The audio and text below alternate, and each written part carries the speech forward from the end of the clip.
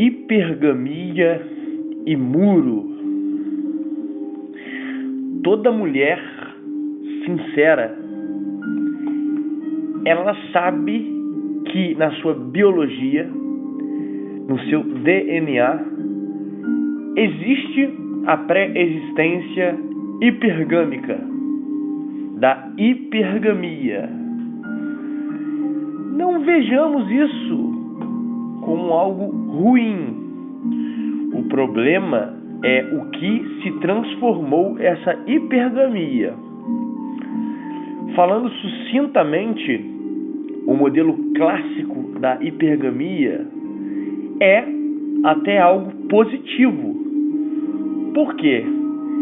Em tempos remotos, natural que a mulher buscasse o homem alfa, o homem que lhe garantisse a criação, aliás, a prole, né, e que os mantessem de forma segura, de forma protetora. Isso, a hipergamia do passado. A mulher sensata, ela precisa assumir isso, esta questão que corre em suas veias. Da mesma forma, por exemplo, que o homem deve reconhecer a questão da poligamia pulsante dentro de si.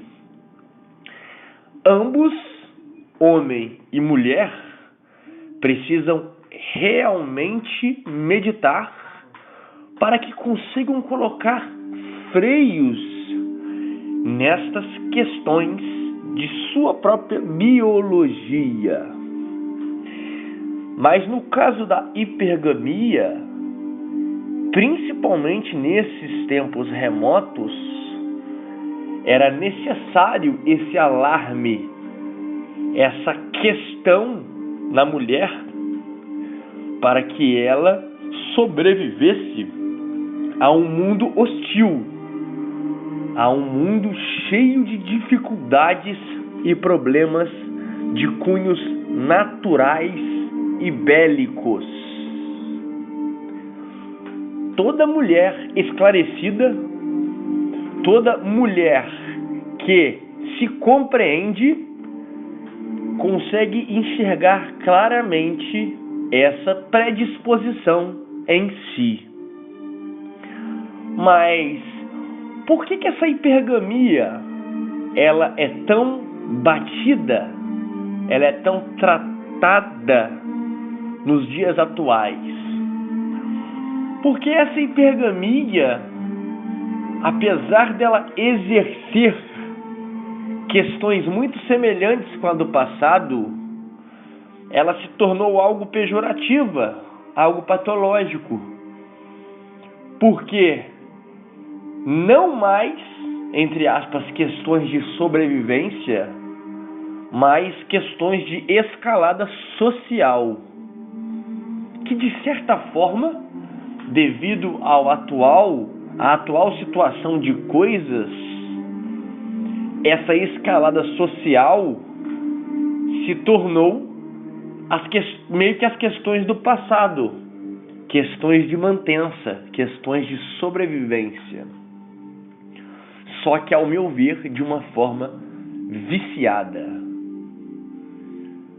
A mulher hoje em dia, em sua maioria, ela não visa, de certa forma, digo em caráter externo, em caráter interno, hoje o novo alfa, entre aspas, é o homem endinheirado. O homem alfa, o homem protetor, o homem masculino, o homem que vai garantir o cuidado da prole e a subsistência de tua família, é o homem endinheirado, o capitalista, o burguês, né?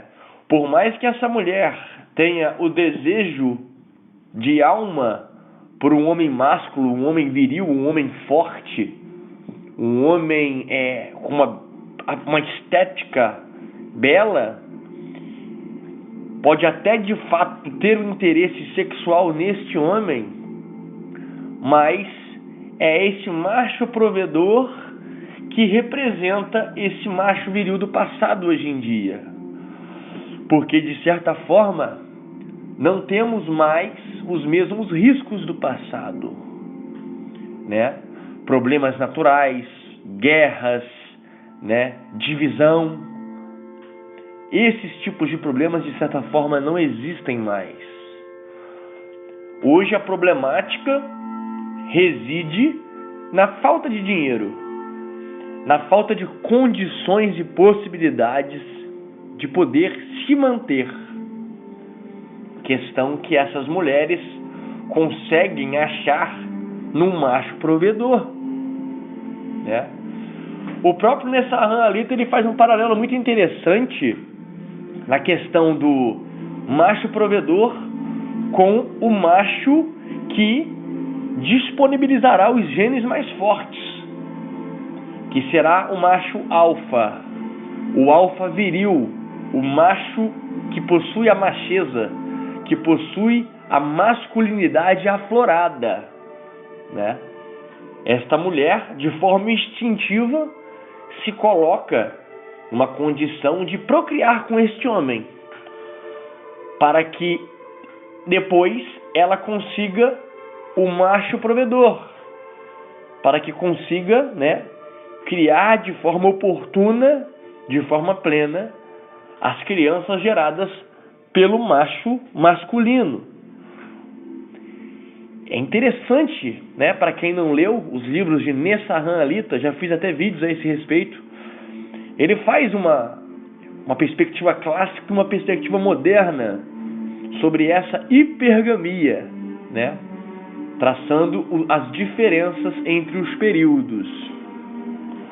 Mas por que essa hipergamia hoje em dia ela é patológica? Simplesmente eu posso alegar várias questões, mas vou alegar a principal. Ela objetifica o homem.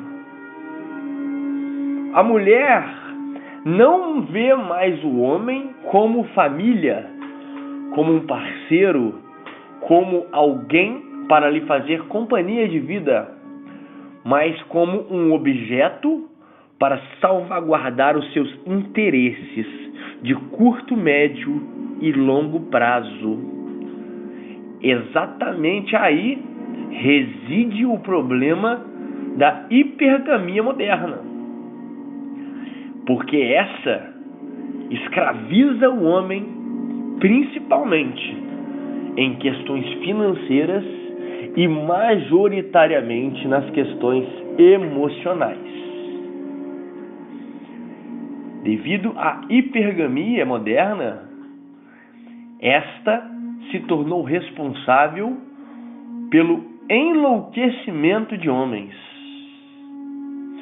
Quando esse não se mata enlouquecido, este mata a parceira devido à loucura causada por essas questões.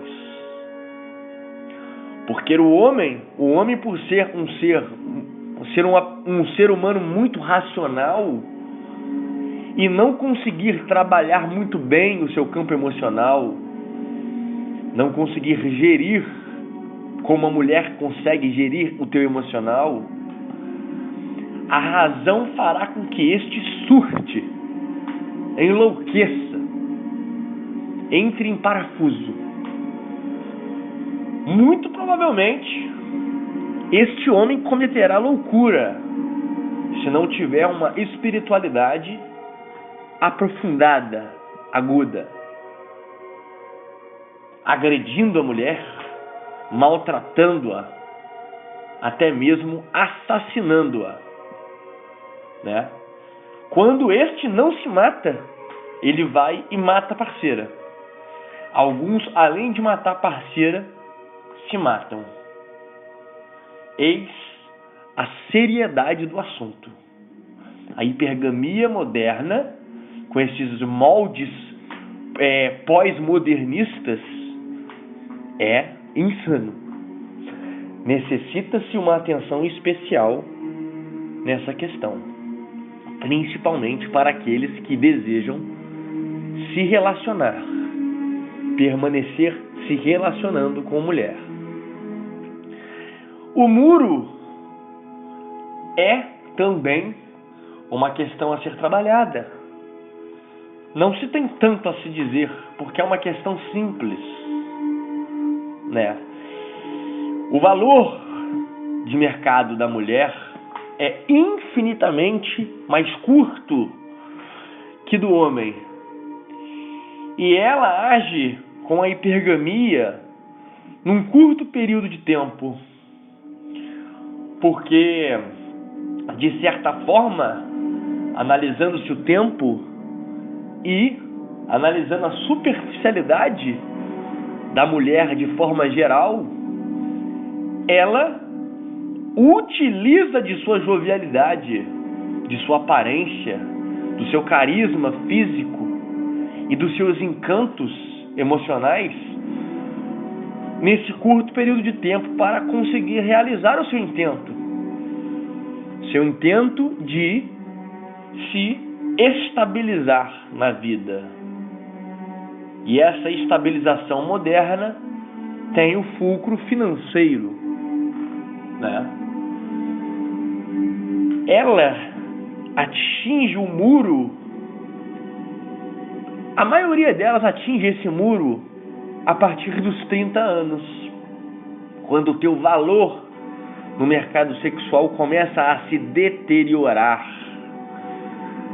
Essa mulher não tem mais o carisma, não tem mais a beleza física, a aparência jovial que anteriormente tinha, né?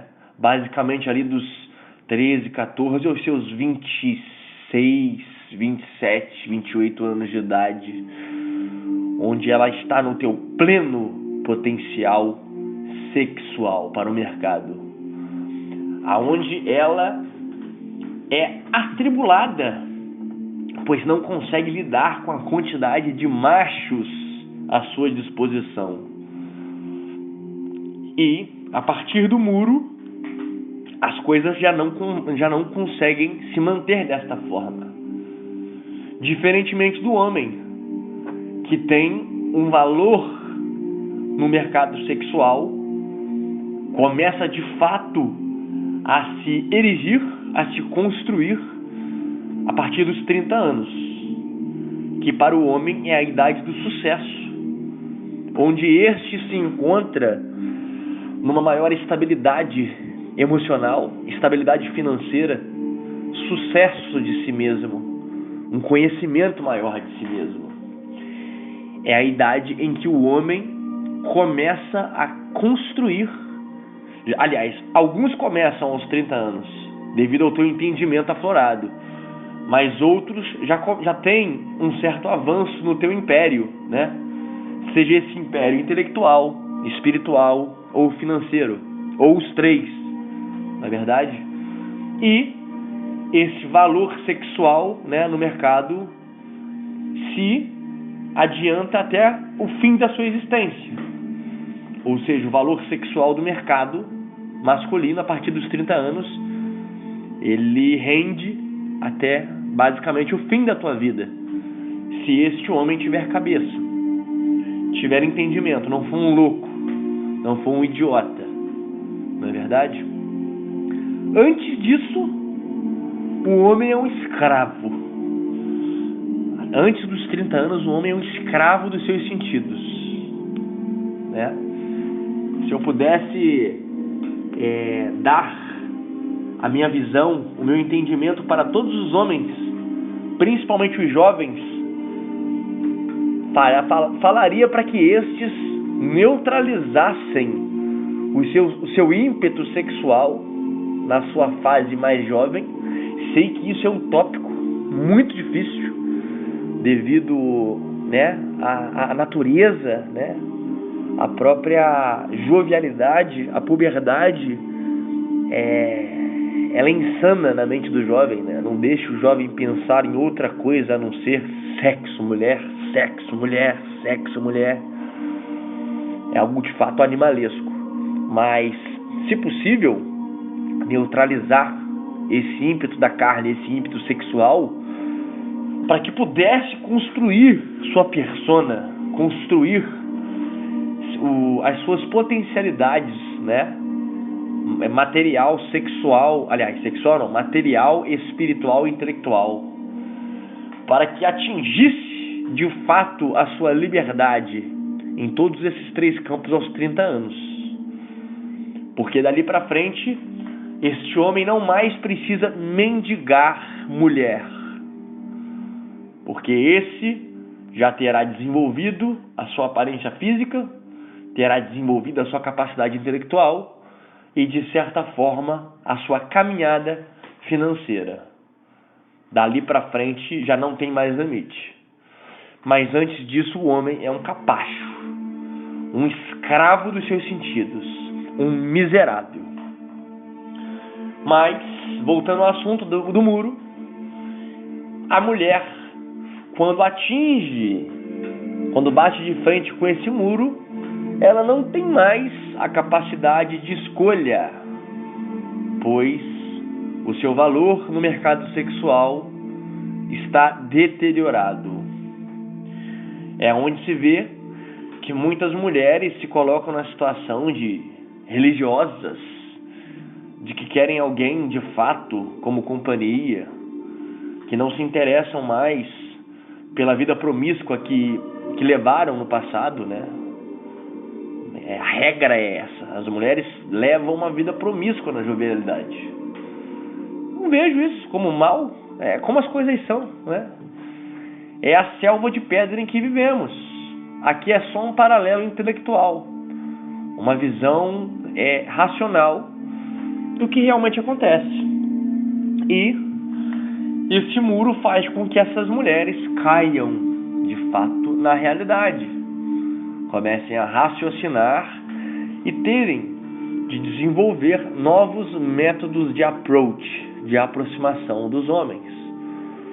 Porque não terão mais a atenção que tinham dos mesmos, pois a gravidade já pesa. A sua aparência, o seu carisma, a sua voz de sereia, que antes tanto ofuscava os homens, já não tem o mesmo poder. Necessário se faz algo a mais para fisgar um homem, principalmente um homem já desenvolto, um homem com um mercado sexual nas alturas.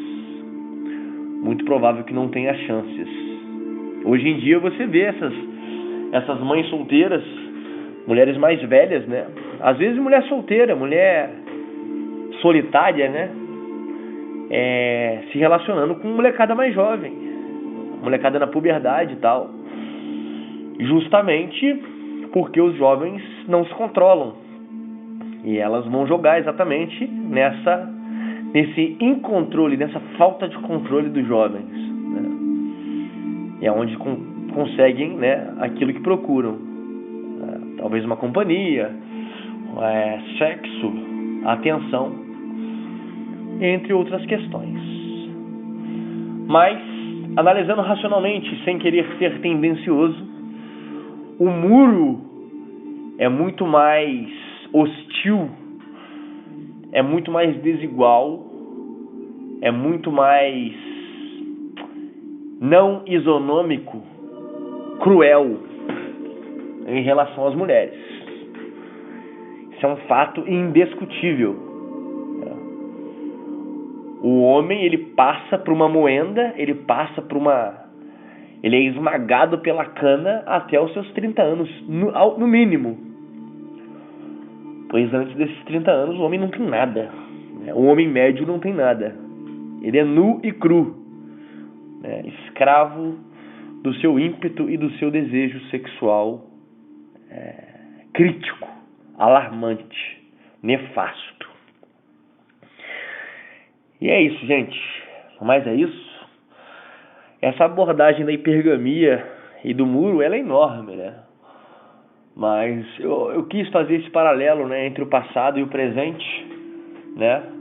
Querendo ressaltar que, por exemplo, tanto a hipergamia quanto a poligamia masculina não são coisas entre aspas, ruins, mas são coisas que se tornaram ruins devido ao estilo de vida e à filosofia do mundo moderno, que modularam tais questões para algo maligno, para algo nefasto.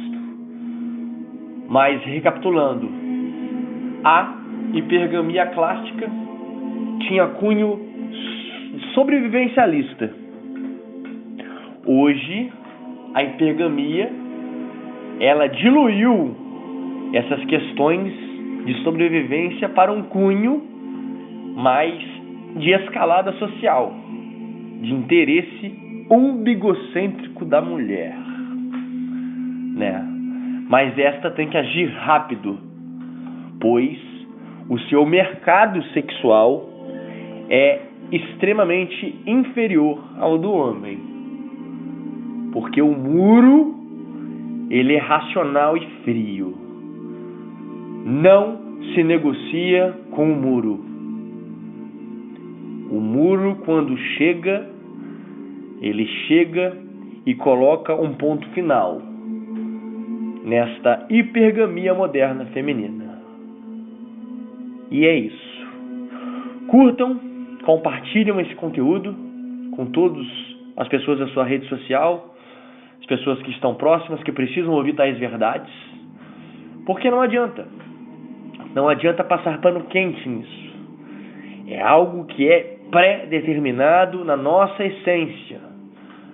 Tanto a hipergamia no lado feminino, como a poligamia no lado masculino. E a diferença no muro, né? Diferença entre o feminino e o masculino. No mais é isso, meus amigos. Vocês tenham uma excelente tarde e uma semana maravilhosa. Paz!